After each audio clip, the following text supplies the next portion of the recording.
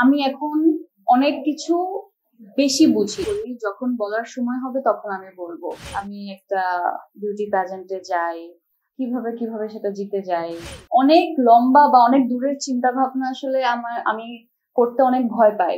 আমি একটা বাইরের দেশ থেকে আসা একটা মেয়ে, যে কিছু জানে না, কোনোভাবেই এন্টারটেনমেন্ট ইন্ডাস্ট্রির সাথে জড়িত না, ফ্যামিলির কেউ জড়িত না, রিলেটিভস দের মধ্যে কেউ জড়িত না।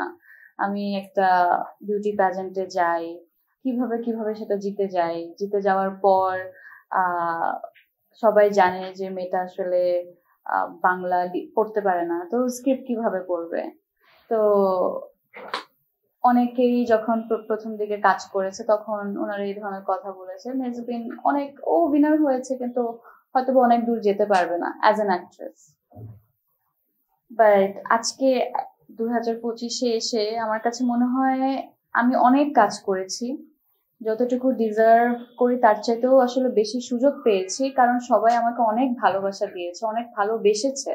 এটা আমাদের রাইটার্সরা হোক না কেন, ডিরেক্টরসরা হোক না কেন, আমার কো অ্যাক্টরসরা হোক না কেন, ফিমেল কলিগসরা হোক না কেন, কারণ আমাকে আসলে বলেন না যে হাতে ধরে হচ্ছে গিয়ে আহ লেখা শেখানোর মতোই আসলে আমার স্টোরি।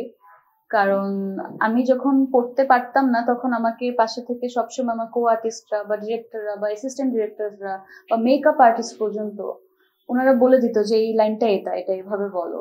তো এই সুযোগটা আসলে আমাকে কেন দিয়েছে কেউ? তারা তো অবশ্যই আরো এক্সপিরিয়েন্স যে ভালো পারে তাকে নিয়েই আসলে কাজ করতে পারতো। বাট না, ওরা কিছু হয়তো বা একটা দেখেছে, একটা মায়ার জায়গা থেকে, কিংবা ছোট বোন হিসাবে, কারণ আমি তো খুব অল্প বয়সে আসলে কাজ শুরু করি। অনেক সুযোগ পেয়েছি এবং ওই সুযোগ পেতে পেতে পেতে পেতে পেতে ওই এক্সপিরিয়েন্সটা আমি নিয়েছি। প্রত্যেকটা কো আর্টিস্টের কাছ থেকে আমি শিখেছি তারা কিভাবে এত ভালো অভিনয় করেন, ডিরেক্টররা কি ভেবে আসলে গল্প বানাচ্ছেন, রাইটাররা কি ভেবে আসলে গল্প লিখছেন আমাকে নিয়ে, আমাকে ভেবে আসলে কখনো কি গল্প হবে না। কেন আমি আসলে এই জায়গাটাতে যেতে পারছি না বা অর্জন করতে পারছি না। তো আমার মধ্যে একটু একটু করে আসলে ক্ষুধাটা জন্মায় যে কোনো একদিন হয়তো বা কোনো রাইটার ফোন করে বলবে, মেহজাবিন আমি একটা গল্প লিখেছি, এটা তোমাকে মাথায় রেখে তোমাকে ভেবে আসলে লেখা। তো ওই জায়গা থেকে এখান পর্যন্ত আসার যে জার্নিটুকু, এটা একেবারেই পসিবল হতো না যদি আমি এই সাপোর্টটুকু আসলে সবার কাছ থেকে না পেতাম। অনেক লম্বা বা অনেক দূরের চিন্তা ভাবনা আসলে আমি করতে অনেক ভয় পাই এবং করতে চাইও না। বাট আপকামিং আমি ডেফিনেটলি চাই, সিনেমা যেহেতু শুরু করেছি, সামনেও আসলে সিনেমা করব, আর ডিফারেন্ট ডিফারেন্ট জনরার সিনেমা করব। যদি ভালো গল্প থাকে, আমার চরিত্র ভালো লাগে, আমি তো কাজ করতেই চাই। তো এখানে কখন কি বা কোন সময় রিলিজ হবে হয়তো বা এগুলো বলতে পারছি না। আর এখন তো সবকিছু অনেক বেশি কন্ট্রাকচুয়াল। আপনারা মাঝে মাঝে মন খারাপ করেন, মেরে কিছু বলছেন, আর্টিস্টরা এখন সবকিছু লুকায়। কিন্তু ব্যাপারটা তা না। যে কোনো কাজের সাথে আসলে যখনই আমরা অনবোর্ড হই তখন সবার আগে একটা স্বাক্ষর নিয়ে নেয় যে আগে প্রোডাকশন হাউস এটার অ্যানাউন্সমেন্ট দিবে, ওনারা জানাবে, ওনারা একটা স্ট্র্যাটেজি সেট করে কবে কি বলতে হবে, কবে কি রিলিজ হবে। তো এখানে মন খারাপ করার আসলে কিছু নাই যে অনেক কথা বলে এটা এই প্রশ্নটা এড়িয়ে গেছে, ব্যাপারটা তা না।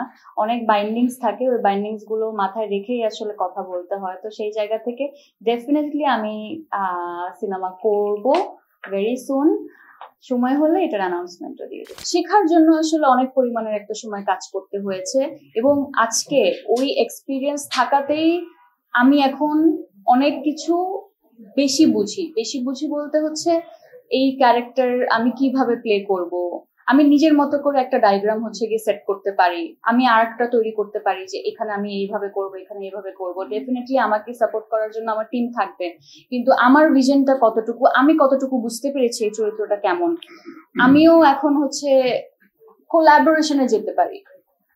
আমার যখন একজন ডিরেক্টর যেমন মাকসুদ ভাইয়ের সাথে আমি বলবো উনি ডিরেক্টর, আমি আর্টিস্ট ডেফিনেটলি, বাট আমাদের একটা কোলাবোরেশন ছিল, একটা ফ্রেন্ডশিপ ছিল, যেখানে আমি নির্দ্বিধায় আসলে আমার মাথায় যদি কোনো আইডিয়া আসে আমি এটা ওনাকে বলতে পারতাম এবং উনিও কখনো এই ধরনের কথা বলেন নাই যে আর্টিস্ট বেশি বুঝে। উনিও আসলে সেটা খুব ভালোভাবে ওয়েলকাম করতেন। তো ওই জায়গাটা, তো ওই এক্সপিরিয়েন্স না থাকলে আসলে আমি যদি কাজ না করতাম, না শিখতাম, লেন্স না বুঝতাম, ডায়লগ ডেলিভারি, ভোকাল,